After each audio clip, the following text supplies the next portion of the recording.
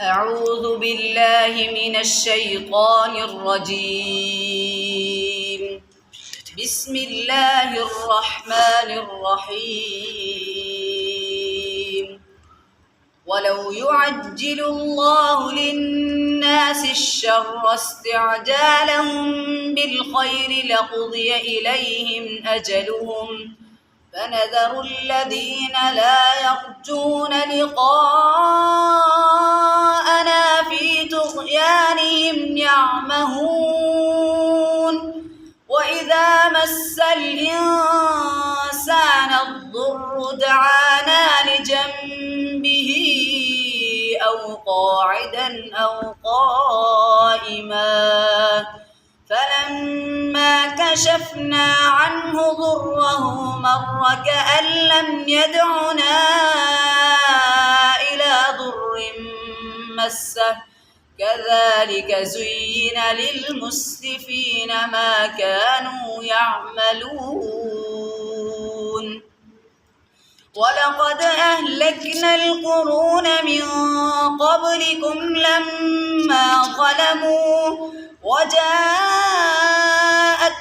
رسلهم بالبينات وما كانوا ليؤمنوا كذلك نجزي القوم المجرمين.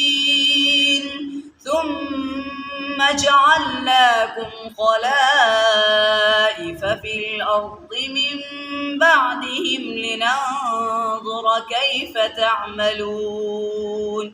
وإذا تتلى عليهم آياتنا بينات قال الذين لا يرجون لقاءنا ائت بقرآن غير هذا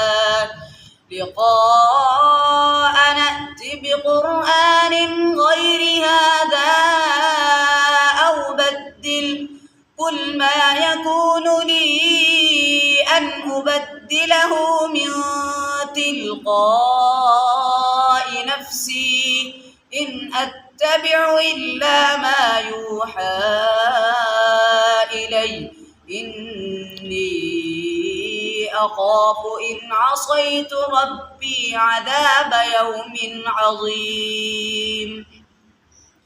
قل لو شاء الله ما تلوته عليكم ولا أدراكم به فقد لبثت فيكم عمرا من قبله أفلا تعقلون.